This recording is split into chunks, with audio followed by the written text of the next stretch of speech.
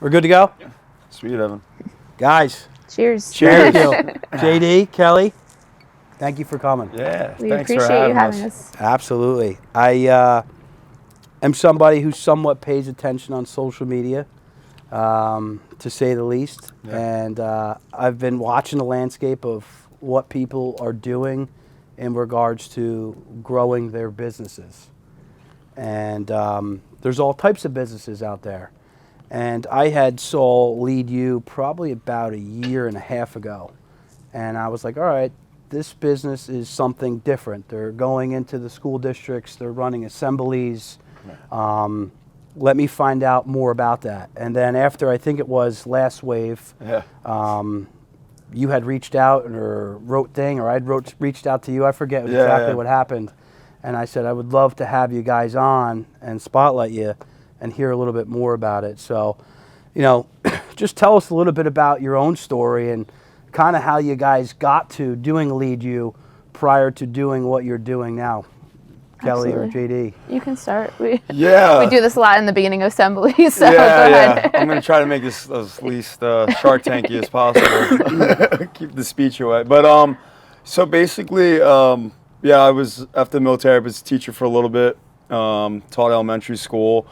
Slowly started to realize that my skill set might be a little bit beyond the academics in the classroom, and I started finding that I had a passion for really helping kids out with some of those bigger life problems like we're talking about, and some of those bigger challenges, those social emotional things that pop up for kids at a young age. And I realized that with teaching, you have so much on your plate that, you know, sometimes you're just put in this box and you can't always have time for that. And I just had a moment where I was sitting in an assembly, awesome school assembly, and watching this guy dribble basketballs, and I was like, I can probably do what he's doing, but I got to take that leap, I got to take that jump. So I did that. You know, I was like 4 years into teaching at that point, and I just wrote my resignation letter, and I just felt like this is the time. It's now. I got to try it. And before I move on to you, Kelly, first of all, thank you for your service. Sure. You served about 7 or 8 months. We were talking prior to the show. Over in Iraq or Afghanistan? Yeah, in Iraq, Iraq. So thank you for your service. Of course. And I want to touch on the school a little bit because I have brought this topic up multiple times on the show. And it's not a knock at the schools. You guys are in the school. They're letting you in. You're doing a great job for the students. But talk about that box, right? You're put in a box not only for the time, but you're put in the box on purpose. Why do you think that is when you feel you could do so much more for the students on an emotional level? Right. But maybe you have, you know, hesitation because of liabilities or because it's something that's outside the scope of what they want you doing. Talk a little bit about that box you referenced. Sure. Yeah, I think for me at the time, testing, it was pre-COVID, and testing seemed to be such a big deal, specifically in New Jersey schools. And there is a time and place for testing for sure. However, at the time, I felt like there was so much that was constantly literally being put, like my schedule. I was doing I'll give you a quick example. I was doing like my lesson plan. I felt like I was giving like 3 pre-tests on Monday. I was giving the actual test on Wednesday for those 3. And then I was doing a post-assessment on Friday. And I kept looking at my lesson plans. I was like, there's a lot of testing happening. And I found myself trying to like find moments to teach. Find moments to like be like, okay, wait a minute, like there's a teachable moment. Like when a kid brings something up, I'd rather not have to look at the clock and say, oh, wait a minute, but we got to get to something else. It's hold on, like that's a great point, Timmy. Let's talk about that and really dive in. Those are the moments I feel like students remember. Those are moments that I remember, that things that are off the book. Yeah. You know, and just going off the cuff. Yeah, and you know, it's not, like you said, no fault of the school system as much as just the system they're in. Yeah, and you almost have to just embrace it. But I kept fighting for moments like that and trying to find those moments and realizing that, you know, if I really want to go all in, it might be better outside of the system. Yeah. If that makes a little bit of sense. Absolutely. Yeah. To add to that, because honestly, it's a passionate topic of mine, but I had the pleasure, honestly, of working for administrators who got that. And I think that's why I stayed in the school as long as I could, because they knew the importance of it and they tried. Yeah. And I think there are so many great educators. And I think there's so many great administrators who really want to do the right thing, but then they're also in the box. They're also in the box. Yeah. And that was hard because you try to break out the box, but it has to be societal change. Yeah. You know, because I wrote my lesson plans, and honestly, I used to laugh. Like, my Sundays were spent like copying and pasting from like this book that they gave me, and then I'd have it printed on my desk most of the time, like I was supposed to, and then I would just teach. You do your own thing. Yeah, do my own thing. Yeah. I'd hit on all the important lessons that they wanted, but like my students needed someone that just taught what they needed to learn. Yeah. And built relationships with them. So obviously you were a teacher. I was. Give us a little bit of your backstory. And you guys were also neighbors for We were. people watching. They didn't know, neighbors as kids in Toms River. So locals from the start. Yeah. We love supporting the local people. I think my sisters babysat Kelly actually at some point. There was definitely That's great. Yeah, sisters, awesome. your mom. I used to hang out with his mom all the time. Mom must be a great lady. yeah, we had those family ties for sure. Absolutely. So, and I was telling you earlier, like, I wanted to always be a teacher, so there was no question. Like, I really hyper focused in like, how can I become a teacher? So that was like a lot of my time spent. Like, I spent time in Wendy's classroom in high school, like knowing that that's what I wanted to do. So I taught first and second grade, actually a year in Toms River, and then the rest of my time in Hazlitt. And then I started doing summer leadership workshops with JD. And honestly, I was pretty shy, reserved, like in the box a bit. But then Scared of the system to get in trouble, or yeah, I think I don't know, like high anxious, like perfectionist is like part of my personality that I've learned you want to please. Yeah, absolutely. But it also like it gives me strength to be like to hit what I need to do. Yeah, I'm very disciplined. But anyway, so then I drove out to Pennsylvania with JD, who obviously I've known for years. We drove to the wrong hotel first, and then we finally made it to the right hotel where we did a training. I dressed up like Elsa, the ice princess, in the middle of a skit, and I was like totally out of my box. Yeah. And from that moment on, like I was in love with the work, like creative strategies and leadership. See, like that's that creative juices that pulls you versus you pushing the rock up the hill all the time and your job. And I think too, like, because like I was a perfectionist and I really wanted to please, it was always like I was always creative but quiet about it. And I think that was like kind of a little bit of a turning point where I'm like, I can take this and run with it. And honestly, it helped me, like, as I started studying education, like it really helped me in my lesson plannings as working with students. And then from there, you know, when JD left, it was no question. Like, I was like, I'm all in. I would think I was sitting in a parking lot, like, about to like go work for Bed Bath & Beyond after my first year of teaching. And I'm like, no, like, let's do this. So then you worked with special needs, right? Yeah. So I was a general education teacher most of my career, but I always asked for the special education, like inclusion classrooms. Yeah. I ended up like every year I just always had like a behavior student or someone that really needed that direct, instruction and to be a little bit flexible and different, but still maintain structure because kids need structure. Yeah, like me, I wanted to get up and kind of walk around the desk. I wasn't really trying to hurt anybody. I just didn't want to sit there, like. No, absolutely. You put me in this desk for any longer, then I'm going to throw the desk. Right? So let me just stand up. But like you're not the only one. There's so many students like that. I'm not mad at you, but like this box you're putting me in doesn't work for Ryan Robbins. Yeah. I'm going to break the box quick. Yeah. So this year when we were acquired by SBTS, I had the opportunity to leave, and it was really,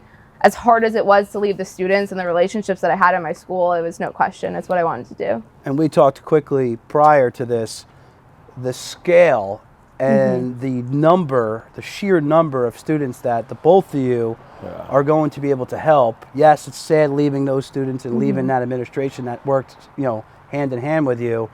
You're now going to be able to touch so many more kids. And it was really help a lot of actually people. funny. My previous superintendent was the one that told me, like, you'd always be fighting for scale.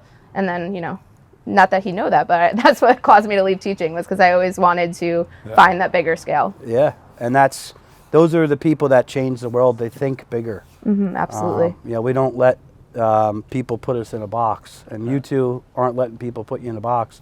And again, kudos to you. I don't know if I would have patience. I love helping kids.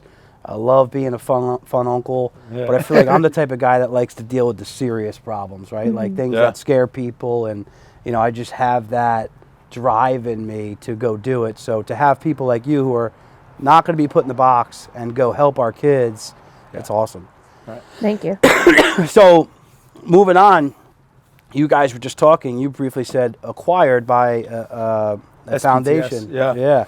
So The Society for the Prevention of Teen Suicide. It's a bit of a mouthful, but we've perfected it. Yeah, we're working on the name a little bit. so again, this really all started about, tell people a little bit about what Lead You really started on and what it's really about. We scraped the surface, Yeah. but talk about to the core what it's about. For me, it was, and I think you can kind of sum it up as experiential learning.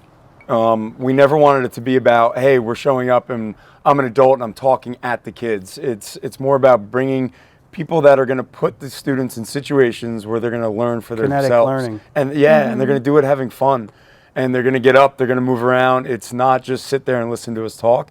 It's not about my backstory. We don't start off by like talking about me for a half hour. We kind of do it in like 30 seconds. Then it's like, let's just get into it. Kids want to have fun and they can learn along the way. And I say kids, but what's amazing is as we've been growing, now we're working with teachers. We're working with middle school kids. We're working with high schoolers, colleges. So we're starting to realize that everyone wants to have fun.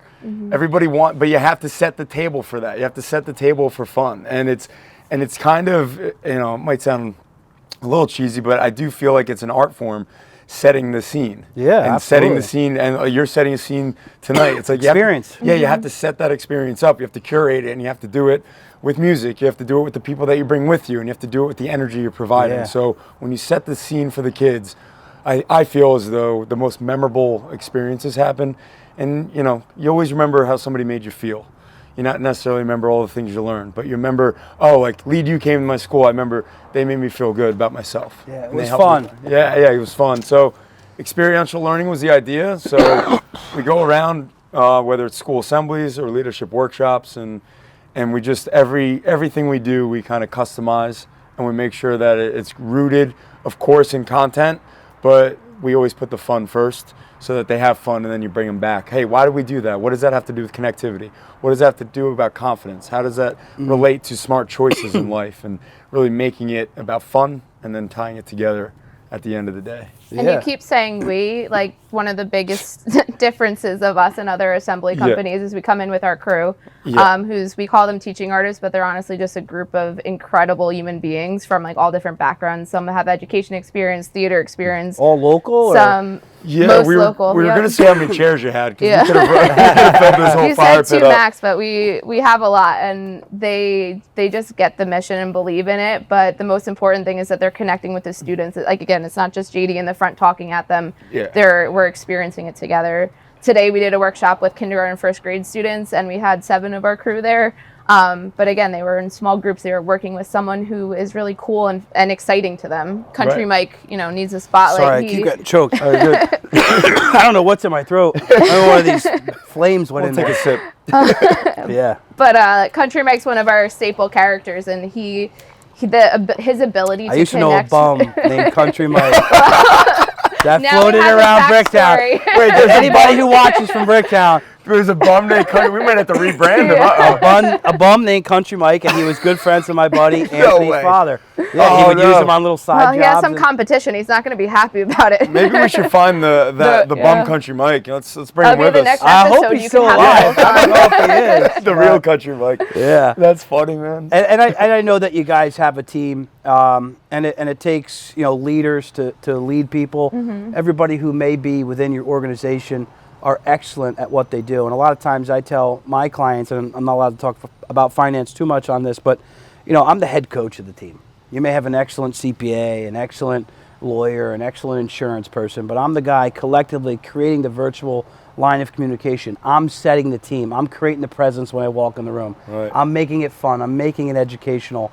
And you two, to me, stand out as leaders. I don't know if that's how Appreciate that. the pecking order works within Lead You, but I know for a fact smart people like you have great people behind you who are helping you. So shout out to all of them. Yeah, absolutely. They're amazing. And I think one thing I try to always be mindful of, like we never hire, obviously you have to submit a resume, but it's about personality, it's about drive, it's about passion for the mission. If people are passionate about the mission that we have with us, it's going to work. And we've been very fortunate to surround ourselves with like amazing humans that are all in on the mission.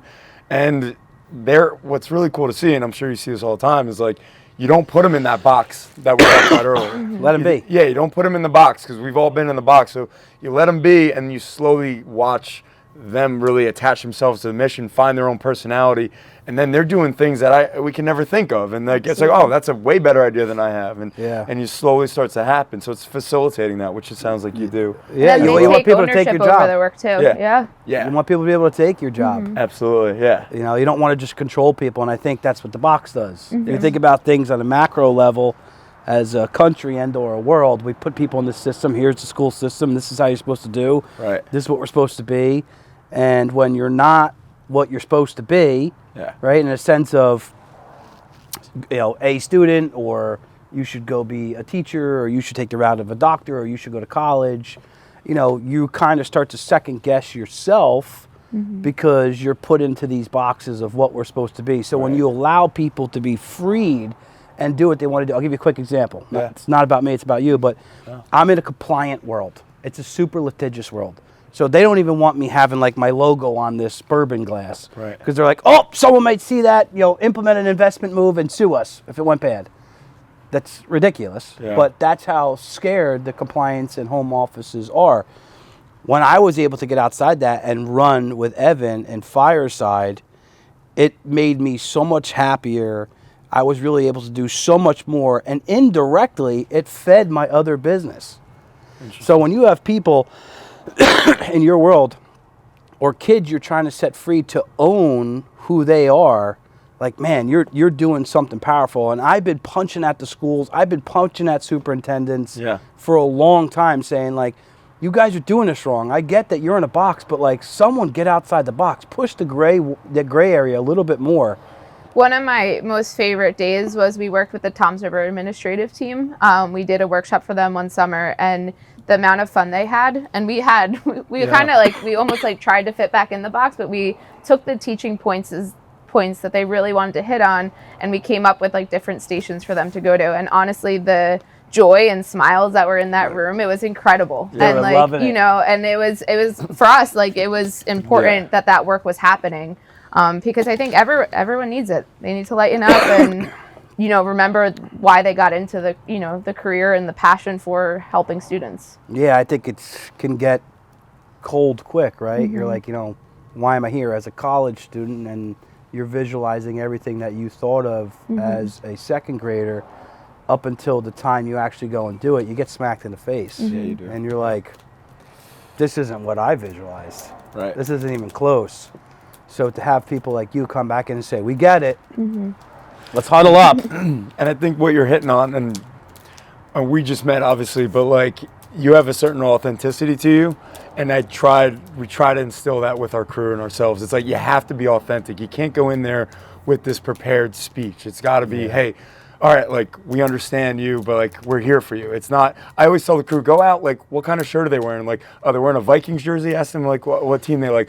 Oh, they're wearing, they like Minecraft, whatever it is. Yeah, there needs to be an authenticity to it, because that's how students connect with us. And I feel like we try to preach that and try to live that. It's not easy, though, in this world, especially with social media. What's the biggest thing you guys think that you tackle, right? Like, is it a challenge of bullying? Is it a challenge of kids just not knowing who they are? We briefly touched on, you know, the furry or the kid being a cat and those types of things that are really something I didn't experience in school, but you are seeing more frequently. Like, what are you running into the most, and how are you overcoming that? It's a great question. I feel as though it's changed over the years for me personally. Right now, I think it's all about resilience. And resiliency, you can't preach that enough, or you can't really have them experience resiliency enough, just because of the last 2 years. So I think overall, we always, you know, we have this overarching thing about leadership and kindness. However, resiliency right now seems to be the big push. And yes, to your point about, like, you know, identifying as a cat, we talked about the furry earlier. It's like having your own values, having your own morals, and believing in yourself, knowing who you are, and being okay with that. You're figuring it out, man. Like, you don't have to sign this today and say, this is who I am today, especially when you're in third grade, man. Like, it's like, take your time. I'm still figuring it out. I'm 39 years old. I'm still figuring it out every day. It's like, I know where my morals are, but like, slowly believing that that, yeah, you're going to eventually figure it out. Why does a third grader think they even need to figure it out? It's a great point. Like, what's happening in society besides social media? And again, I don't want to tell anybody how to parent. Right. And you also don't want to put your kid at disadvantage to not understand technology, because I believe social media will help me impact a lot of people for the good. It's got that reach. Right here. And it will pay me enough money for me to live the financial free life I want with my family. So, like, there's like, how do you stop that? Like, what is causing a 3rd-year-old to think that they need to know what their mission is or who they are in 3rd grade? I think a big part of it is we teach skills to be turned into jobs, as opposed to like teaching skills to be a good human. Yeah. And I think You think the system is set up that way? I think it is. Yeah. I think, and I think it's society. Like, you can't even like blame a school or like a parent. It's so much higher than I would that. say it's society, and until we see that change in society, because at the end of the day, like, to be organized is a great skill, but I'm not being an organizer so I can get this job. I should be that because that helps me be who I am. And in order to be who you are and have your own core values and be confident in who you are, you will find that job that's right for you. See, I could see it totally in you that you are completely like thank you. You were completely the person who was like, I'm going to do this. You were well behaved in school.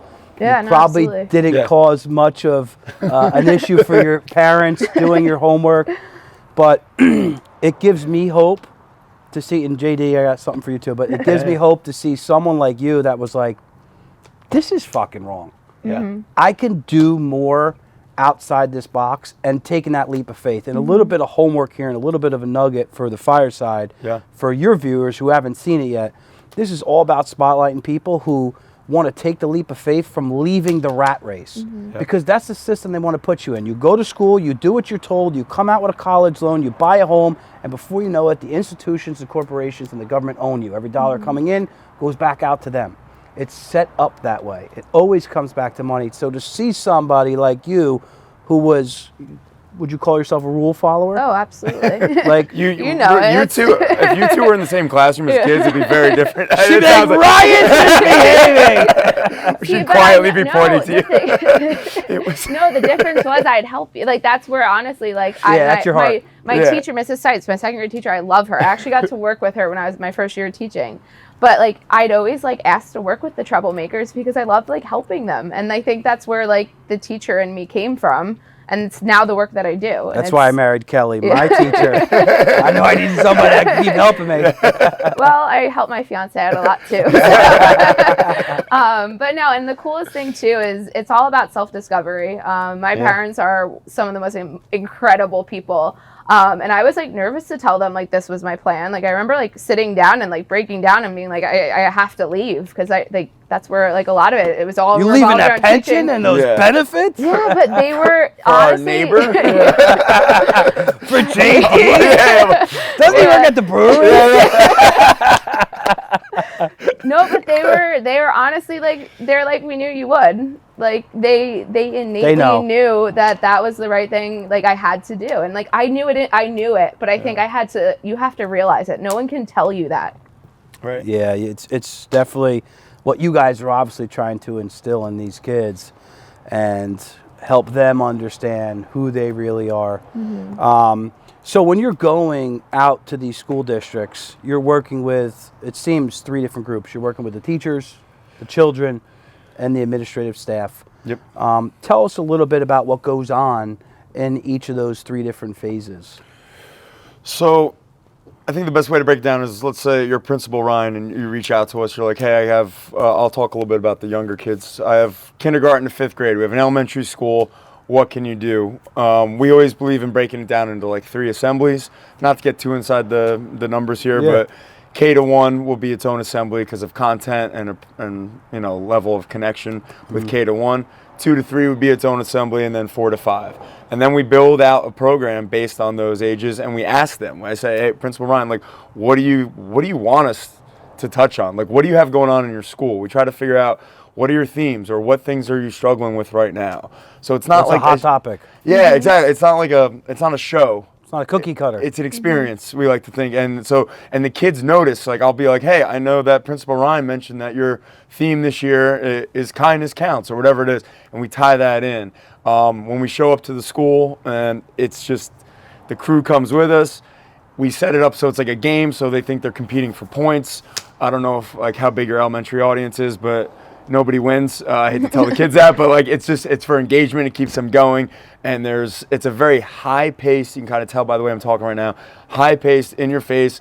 Here's a topic. Here's a game. Here's a topic. Here's a game. Here's a topic. Here's a game. Calm down. Now let's get back up and moving through very quickly. What is the mindset of that? What is the rationale for it? As far as the quickness, like the mental, like what is it to be like? Is it like hand-eye coordination quickness? For me, or it's is a little about bit. I like studied a little bit about like whole brain teaching, and so it's like, and you mentioned like kinesthetic learning earlier. So it's just like I didn't say the word as well though. I didn't. I didn't graduate high school. So you thought I did though. I was with you. Kinesthetic learning, just it seems very simple, but it's like it's taking your fingers when I talk. I say, hey, take your fingers, go like this. Everybody say resilience. They all go resilience.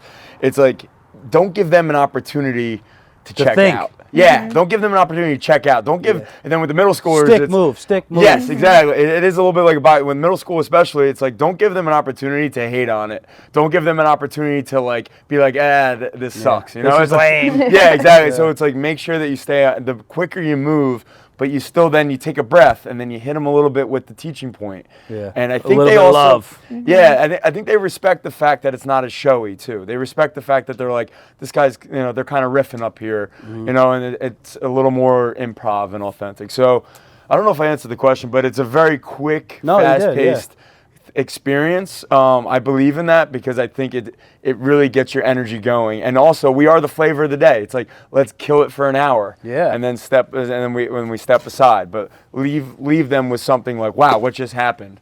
And then what we like to do is we have a follow-up with the teachers. Like when you go back to your classrooms, you know, make sure you re-emphasize the talking points that they went through or the talking points that happened.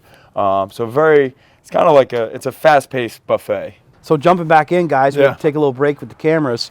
Hey, we got our. What are these called?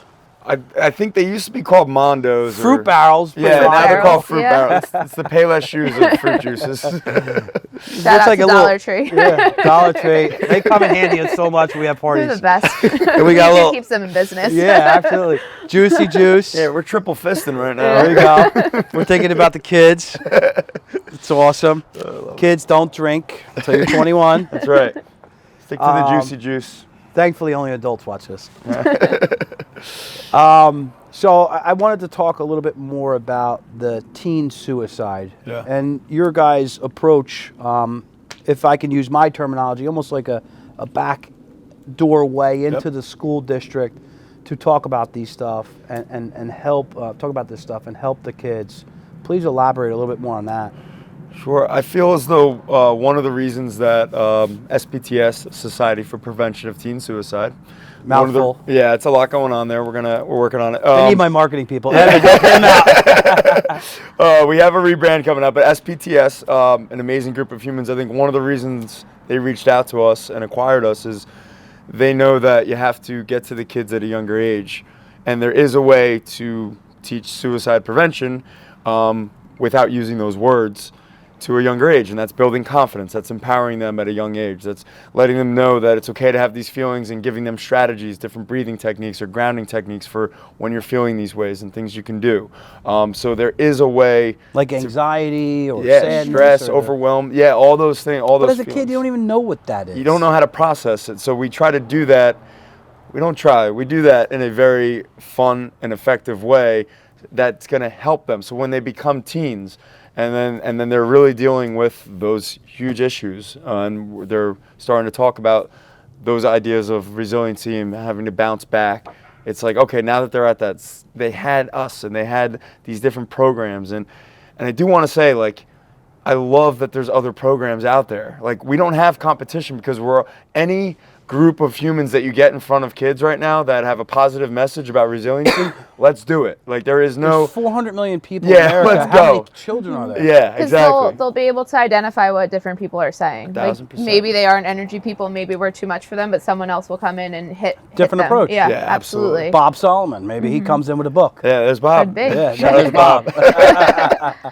No, and to elaborate on that a yeah, little bit please. more, I think like JD said it earlier, resilience is what that common thread is for us, because we're, and Susan, our clinical director's words, like we're the protective factors, and then they really go deep dive into like the content of suicide prevention at the older level. They have curriculums, they, as opposed to us being witches, we go in and we're out. They really, the whole Lifelines curriculum is about supporting the entire community. So starting with administrators and policies and then working their way down to the students.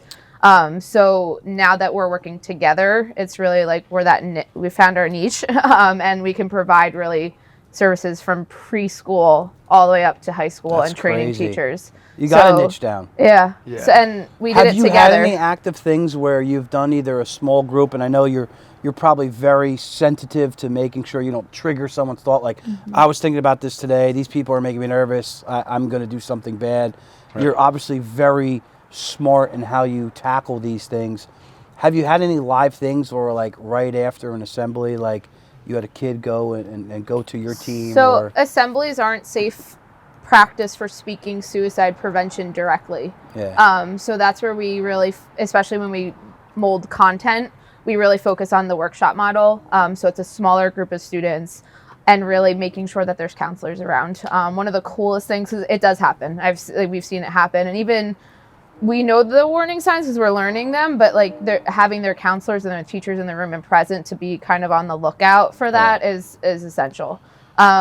We ran our youth wellness summit, and the coolest thing was all of the counselors in the whole building wore like gold beads to be able to identify them. So in case something is triggering that came up, they would know who to go to talk to. So like those little things, creative strategies, makes it easier for kids to know that they have people that are there for them. Yeah, not everybody has to know about it. You can, you know, quietly do it. Yeah, that's really, really cool. I'm drawing a blank right now. It's been a long week, and I hate when I do that to not be able to refer to the name, but there was a Hall of Fame safety for the Philadelphia Eagles. What do you think? And Dawkins? Dawkins. Got it. Have you heard Dawkins' Hall of No. Fame speech? Remind me. Wow, it was impactful. I was sitting in this pool watching the TV with my brother-in-law. Really? And we were both like almost in tears, like, you know, hugging each other out here. You know, maybe too many Coors Lights, maybe it was a speech. I don't know. A little bit. But yeah, you know, he just talked about his depression. Did and he his really? anxiety and these walls he ran into. And you know what his key thing was? Keep going. Keep going. Keep going. Yeah. You're going to get through this. Yeah. There's another side to this. You guys keep touching on resilience. Yeah.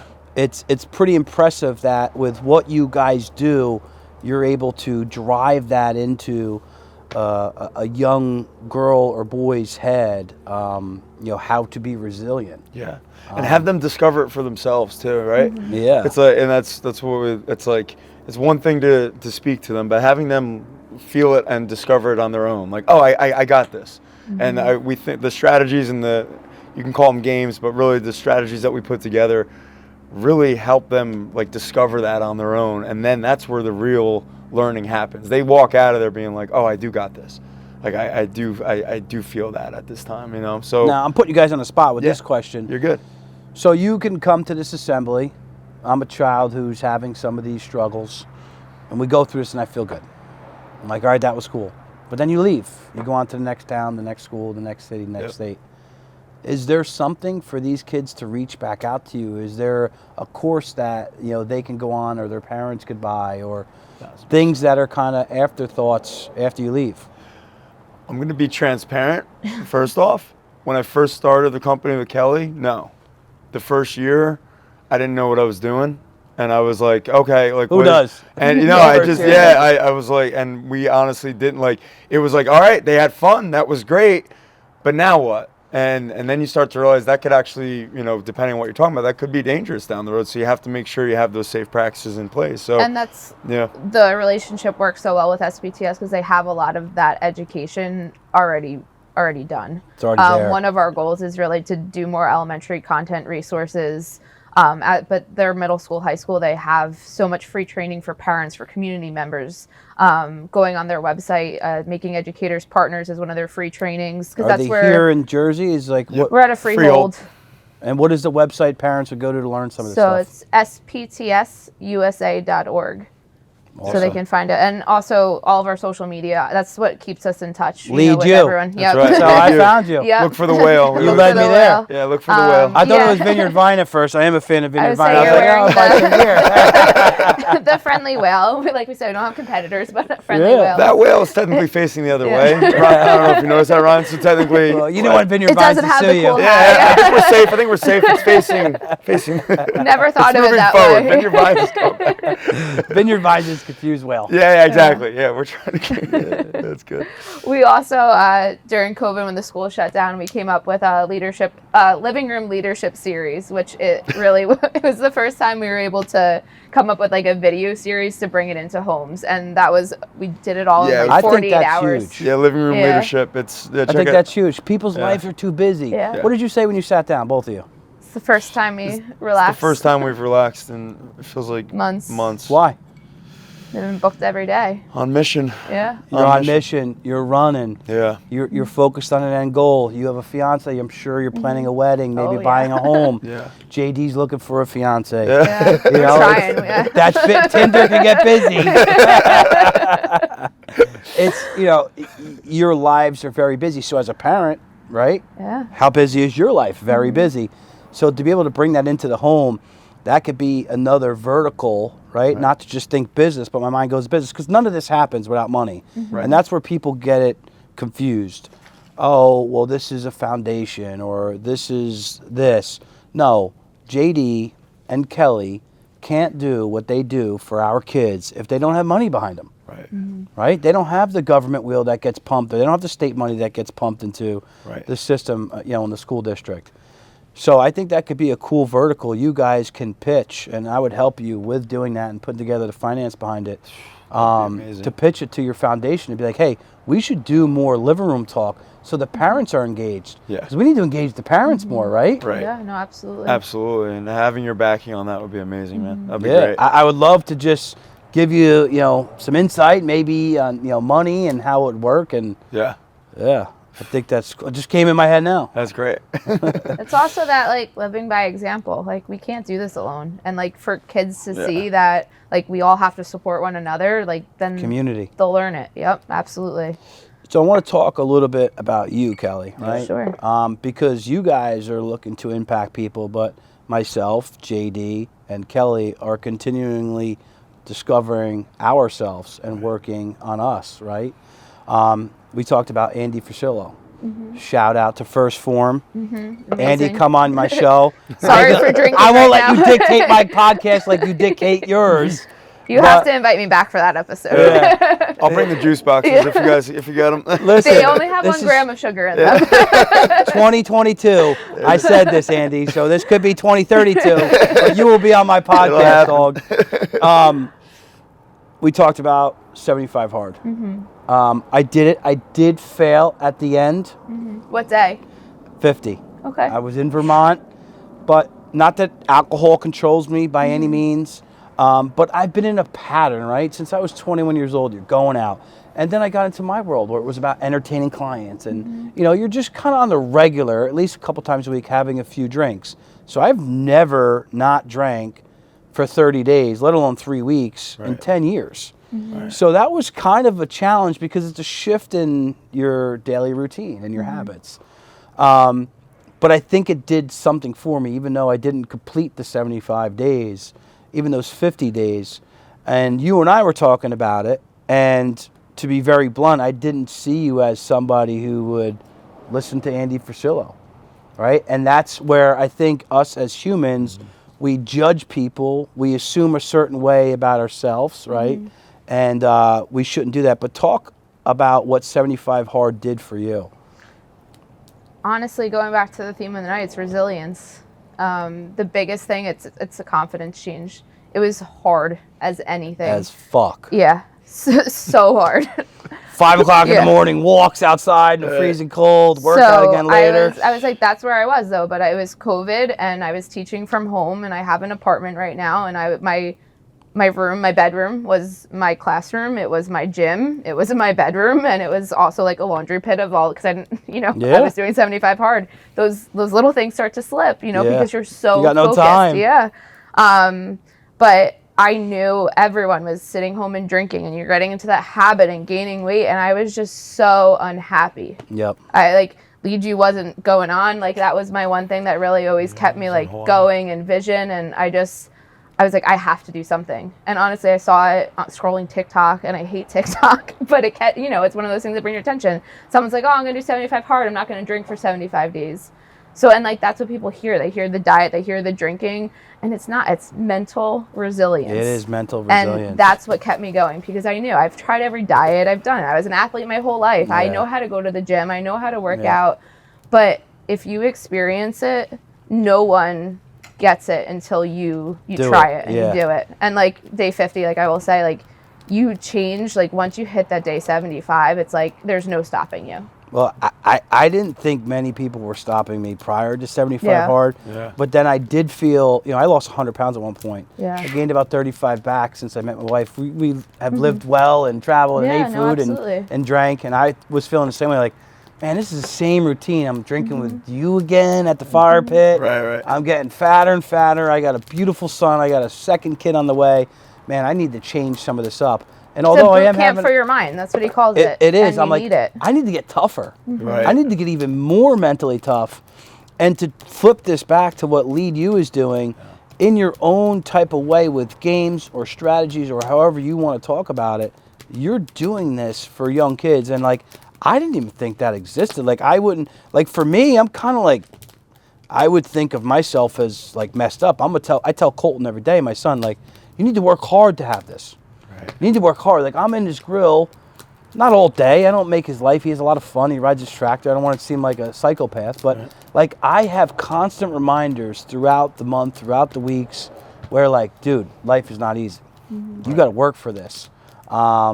Because, no one gave that to me. And I feel the kids nowadays more than ever, they got time to worry about are they a cat or are they a female. Right. Like that's not the real problems in the world. Like what's the kid who's 3 years old worrying about in Ukraine right now? No. Exactly. That's real problems. Yep. So what you guys are doing is removing all of those types of thoughts and just, getting right after them and what may be the source of what's making them upset. So again, I just think it's awesome. Thank you. I really do. So at the core of it, like those life skills and your core values, like they dictate how you respond to different things. And I think that comes into play a lot with like behaviors in school are outrageous right now. Kids they don't know how to act in school. Yeah. They get away with it though. Yeah. But I also think they're responding to like not knowing what's going on. Like it's just like there's, especially this year we learned there's like kindergarten, first, second graders who never sat in an assembly before. Yeah, they didn't know what an assembly was. Yeah. So it's like the transitions of, and that's what behavior is stemmed by. It's like they don't know what to do and they don't know how to act, and like we have to retrain them and help them. Yeah. I always tell the crew that, especially even with middle school, I'm like, it's not their fault, guys. Like you're not going to get the round of applause. You're not going to get the high fives all the time with certain age groups. And like you have to realize what they've been through. Not only are they middle schoolers. I mean, I've gotten a glimpse of what you were like as a middle schooler. I know myself. Like I was short and chubby, and like I was definitely going through my phase. And you're going through so much, and then you add the last 2 years of COVID and everything on top. It's like, it's not their fault. We got to do our best to get through to the kid. Are they going to let you know on the way out? Maybe not. But they definitely felt something up here, maybe in their heart as well. Yeah, somewhere. Yeah, so that's what you got to hope for. Yeah, I was the biggest, like, I'd argue with you, but you didn't know that I listened. Right. So they're listening. Right. They are it's listening. Like the touches with marketing. I'm learning marketing. That's the cool part about what we do is I'm learning all the different parts of the industry, which I love. But like it's the same with learning. You have to hear it different ways. You have to experience it multiple times. So like I suck at reading books. I got to listen on audiobooks. Audio, yeah. It's just Different types of learners. Yeah, absolutely. And there was a couple guys, we were talking about that fancy word you said. I don't want to say it because I mispronounced it. Try it one more time. I love that. I said it, not Kelly. I have the opposite of fancy word guy. So that's Kelly's teacher kicks in. You got it. What is it? Kinesthetic. Kinesthetic. You can do it. So I was talking. That part will never leave me. But that's an amazing part of you. And my wife is the same. Yeah. It's the name Kelly. Yeah, it is, and it's the Irish. Yeah. The what was I saying? I was going somewhere with this. The guy in my coaching group. Right. A lot of times you go out and you learn these things. Talk about men for a second. And they talk about defending your home. They talk about being a good father. They talk about being a good dad, and being a good husband. But he's like, men need to go through that actual training. They need to get hands-on, right? They need to go actually walk through these types of scenarios like you were doing for the children. So when you guys said that, it just totally connected me. I had this conversation literally 2 weeks ago. Right. Like, you have to actually do these things. Like, you can't just talk at them. You got to do them. Yeah. Continuous learning. I think your foot is smoking. Oh, really? It's the only pair of sneakers that he the only one owns. I have, He can't yeah. burn them. I can see who is. So, talk a little bit quickly about COVID, right? So, you guys ramped this up. You quit your job. Yep. You didn't quit yet at the time, right? So, you still thankfully had a job and pay coming in. You had no pay coming in. You said, I'm going to Hawaii. Talk about that. Why? Sure. Yeah, I mean, right when COVID happened, it took a little bit of time, but then we realized, obviously, getting people in a room, kids in a room, is not a thing. So, I went through my own process. I went through my own, I just lost my mom a couple months earlier. I'm very sorry to hear that. But again, she's such an inspiration and of where we're at. And kind of try to listen to her in that moment, like, what would she want me to do? And it's that move forward. Yeah, keep going. Yeah, keep going. And for me, it was all right. I could go back to teaching in Jersey, or I could take this as I could really look at this as an experience. We're roughly the same age, I feel like. So you remember like Super Mario Brothers? Mm-hmm. I looked at it as like a free guy. Mm-hmm. I looked at it as like, all right, like you get that green mushroom. It's a free guy right now. What can I go do for a year? Anything I want. Anything I want. Well, how cool is that? Well, what am I certified in? Oh, I'm certified in teaching. So let me see if Hawaii needs a job right now. And you get all the backgrounds. Yeah, it's always whenever you want, right? Yeah. The leaf blower guy is going to come around soon. But for me personally, I needed that break. And when you talked about, and I'm happy you brought it up about our own coaches or our own mental health, because like it's something that I struggle with my own right. Like I don't take care of myself sometimes because I'm putting so much into the mission. So for me it was a great way to unplug, get away for a little bit, get a different perspective, get back to my roots with teaching, and really kind of reset, recalibrate. And then things just started falling in place without me having to really do much. I got the phone call from SPTS. Have you read the book, The One Thing? No, I know of it very much, yeah. Oh, I'll add it to my list. Yeah, I know of it. Read it. Mm-hmm. It's all about counterbalance. Mm-hmm. He talks about balance is a farce. Right. It's not real because there's no way that if you're balancing home life, you're balancing relationship, you're balancing work, you're balancing health, if you're not fixated on any one area, where 75 Hard has you fixated on your health, mentally and physically, for 75 days, changing your habits, and then you're fixated on work. So we talked about it. Matt was a gentleman. He owns 38 Jersey Mikes. He was on Two People. Yeah, I saw him. Yeah, I was watching. Yeah, Matt's like, what a great guy. Super nice guy, man. Very intelligent too. We talked about sprints and taking breaks. And, being in Hawaii, what you probably discovered, I don't want to speak for you, I want to ask you this, was probably this creative genius just spinning and spinning and spinning. Talk about that a little bit and all the things you could do for Lead You. Yeah, Kelly will tell you. It was like, in retrospect, I don't know where we'd be without that break, because so much time I had to really kind of say, what do I really want to do with this? Okay, what's my purpose? What's my purpose? And also, COVID taught us all, like, who is really on this mission with me? And every Sunday, Kelly and our good friend Justin, who's an advisor for us and a really good friend of the company, every Sunday we'd have a call, and I'd have a week to really prep. All right, I want to start doing this. All right, how do we get more involved? What's happening in the world? creatively, it really started to set in the change we can make. And I'll be honest, when we got the call from SPTS, my first thought was like, no, I want to do our own thing. But then we talked about what earlier, the reach and the audience, and then realizing, oh wait, we can grow from this personally. Money. And our mission can grow with money, because right now, I mean, there's a whole thing on CNBC about me about like how like my money management skills, which I could probably use your coaching on, like we're not the best. In Hawaii, I was bleeding out there, but I wanted the mission. And I said, and it's so funny how, like you said, the one thing, like that balance started coming for me, and then I got the phone call and it started making sense. Like, we got to go do this. Fell in place. Yeah. And it really, everything fell in. I was like, if I'm leaving Hawaii, it's going to be to grow this thing, and I need help growing this thing.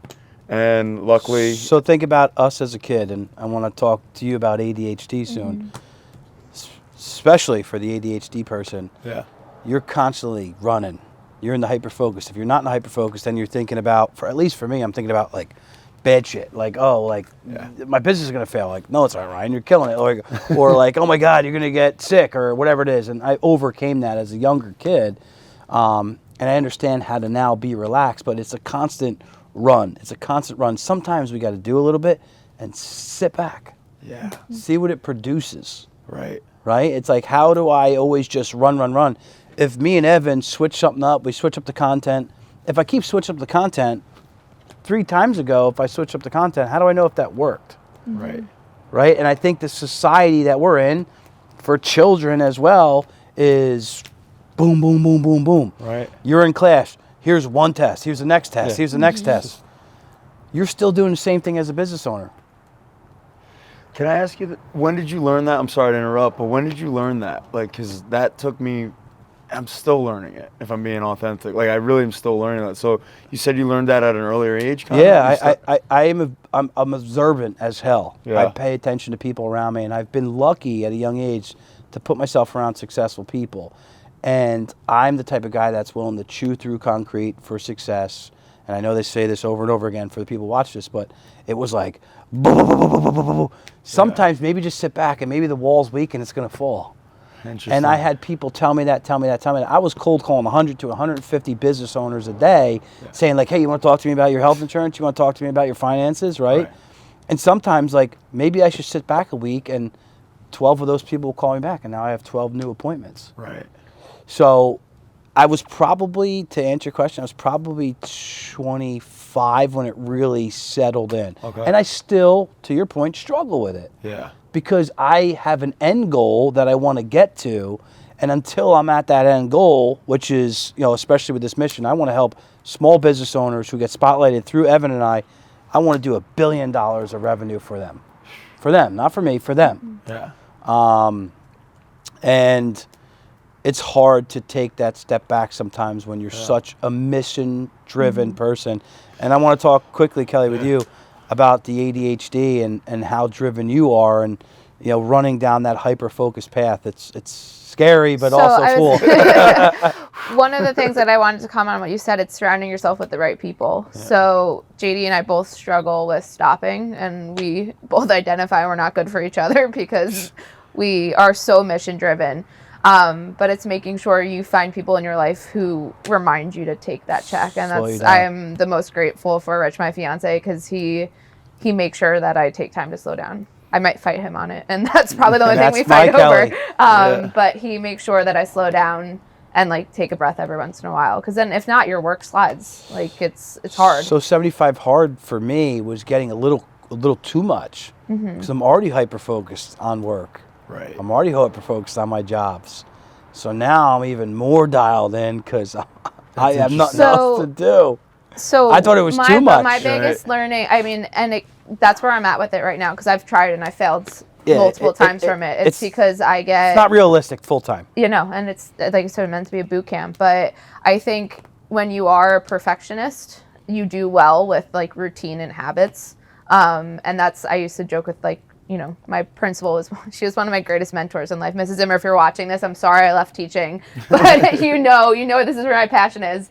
Mrs. Zimmer or Mr. Zimmer? Mrs. Zimmer. She was an educator for 50 years in the same district, a teacher for 25 and a principal for 25. That's dedication. Yeah. Shout out to Mrs. Zimmer. Yeah, and Zimmer.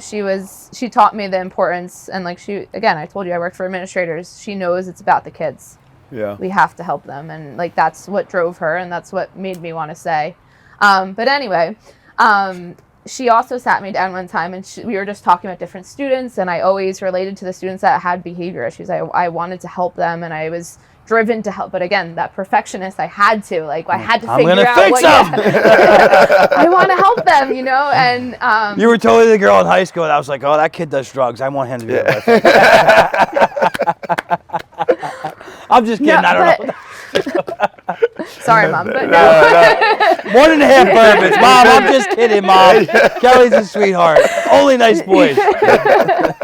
No, but she is like, well, you have ADHD in you too, and like it's funny because you don't like. I get so. It's all about the stigma and the labels, and I hate the labels. The reality of it is we all have a little bit of it in us. Like you all learn differently. Like special ed is so great because it provides funds to be able to allow students to work in different environments. Yeah. That's all it's about. Yeah, but it's about the funds. funds. But it comes down to money and who can benefit from it. But that's why every single teacher should have training in special education, because you need to have creative teaching styles. Yeah. So, and it's realizing in yourself, like, you know, you're not perfect. No one's perfect. It's all about progress. You And know, that's why how can you continuously learn and become better in the areas that you want to improve upon? Again, I've gave you guys too many compliments. I usually tell people the bad things about them. I told you. You taking it easy on? No, you guys are just both amazing people. It's just oozing, you know, genuine. Like this is like something that you guys are meant to do, and I love it. So to wrap this up, I'd like to ask a couple questions. All right. You know, I like to fire these out, and I'm going to switch it up a little bit. What has impacted both of your hearts the most to get on this mission that you guys are on would lead you? The smiles, like the genuine happiness at an assembly. And like JD was saying, you don't feel it as much middle school and high school, but you walk into an elementary assembly and to see the kids laughing for an hour, it keeps me going. And you didn't see a lot of that laughing as a teacher. No. The mask coming off, like to see their smiles again. And that's why I was so excited to walk into it. It was intermediate school. See the kids smiling was the best. The mask is, I think, the most evil thing that was pushed on the kids, man. You don't have to go down that political path. Facial expression, but that's still missing. It's tough, man. Yeah. But that's one thing. And also, like teaching, where I got into training teachers, our crew, like seeing them grow as individuals is like, it's part of what I do, why I do now. Yeah, and I think that you probably do an excellent job at it. And I can see that in you. What about you, JD? I feel like Has it been about you too? a little bit. Yeah, I feel like I always say that my favorite thing was like the drive home for me personally, and it sounds selfish, but one of the things that drives me is when I'm leaving the assembly or when I'm leaving the workshop or whatever we did that day, and it's quiet in my car. I'm not listening to music. I'm just driving. I'm like, that was awesome, and like I really am. I'm just like, okay, like it feels right. I feel like as a human, You're doing the right thing. I'm doing what I can, and I'm surrounding myself with people that also believe in this thing, that are doing what they can. And so on one personal level, it is about that drive home for me, where I'm like, all right, this makes sense. And you spoke about earlier about like when you know it, you're on the right path, and I feel like that's where I am personally. And the other thing is, like I said earlier, kids remember how you made them feel. Humans remember how you made them feel.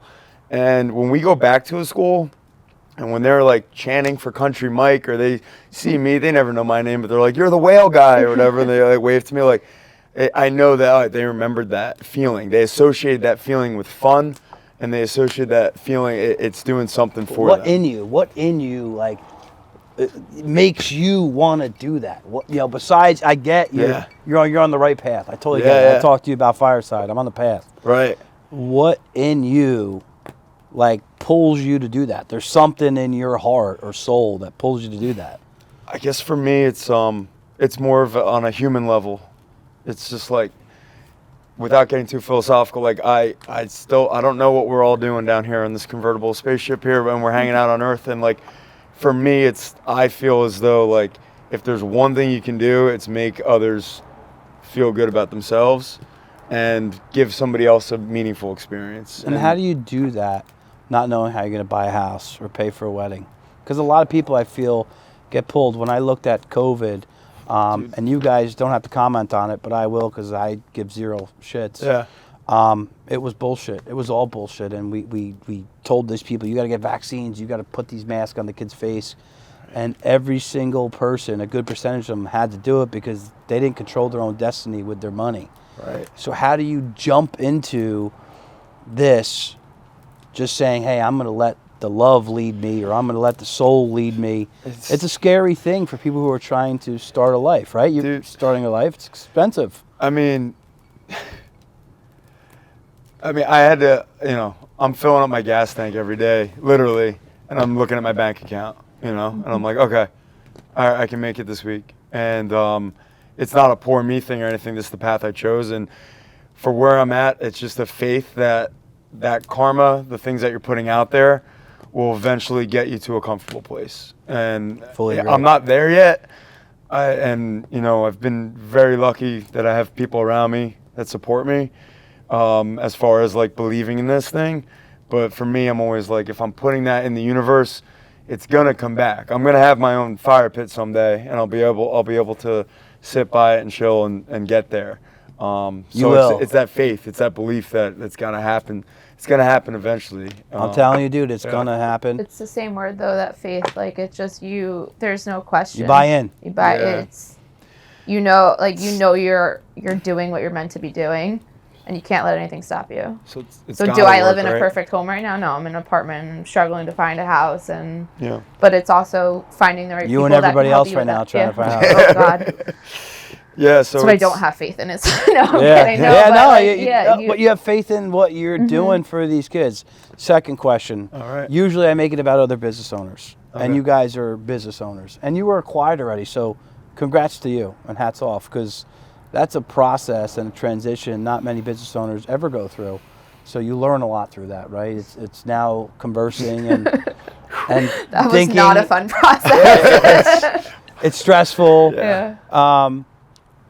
Give us two, when we talked about Miss Zimmerman, give us two people, teacher, a superintendent, a pastor, a police officer, a crossing guard. Give me 1 to 2 people each within the local community here, meaning Ocean, Monmouth County, that people who probably, I'm in a niche, I'm concentrated right now, I'm not state or nationwide by any means, that you guys think are impacting the world. Because I talk about business owners a lot, but I wanted to switch it up because of the nature of what you guys do. Give me some teachers, some principals, some cops, somebody that you see changing the community. I'll give one off the top of my head. We didn't really get to it earlier, but because of my lack of bookkeeping and financial skills, I reached out. This is like year 2 of the company, to my former math teacher in high school, Joan Fraclose, an amazing human on all levels, and she was also the student council advisor when I was the president of the school, and I was doing that when I was in high school, and she was a mentor to me. And Joan, out of the kindness of her heart, because it certainly wasn't for the money back then, especially. Oh my gosh. She just took on all the business side of things for me back when I literally was just focusing on the content and the creation. This was very early stages. Kelly was still teaching, and it was Joan Fraclose. I can't say her name enough. She's why we're still here right now. She's literally why we're here right now. That's awesome. And she, ironically, was my math teacher, and I suck at math, and I brought that up to her every day. I'm Not to her fault. It's technically your fault. She was my math teacher too. She was amazing. Kelly excelled, baby. It didn't work out quite, but so Joan provided that resource, and also made the company feel like a family. She was really the mom of the company for a very long time. And so she texted me this morning. She's still involved from? Yeah, she's still involved with us. We've, because of the acquisition, we've continued to grow, and Joan's got like 7,000 grandkids that she's obsessed with. She's and busy. She's super busy, but like she literally texted me today saying like, saw on Facebook like what you guys are doing, got to keep doing it. And just Joan Fraclose, I can't say her name enough. So Shout out yeah, to Joan. Yeah, to to Joan. Yeah. And what about you, Cal? Who's somebody that's impacting you, you know, as a kid and maybe still today in the community? I honestly, I could list like so many teachers and principals, but at the end of the day, my dad, he is one of the hardworking people, and I never realized how much we were alike until I started like getting into this confidence journey and like the values that he instilled in me. And like my mom's incredible too. Nothing, not to my mom's, you know, but my dad works so hard and he's been so successful, and he retired from corporate world and now is like working in small business, and he's just so skilled, and like to have the drive to be similar to him, and like he's in operations and like, you know, like where we have two different fields completely. He's in construction, I'm in education, but it's finding those values that you didn't even know someone's teaching you along the way that has like literally become All of a sudden it's who like, I am. aha. Yep, absolutely. Aha, I get it. Yep. Like you guys are doing comes full circle. You're Yeah. doing for the kids now. Your dad was doing for you. Yeah. Well, guys, listen, you're doing awesome things.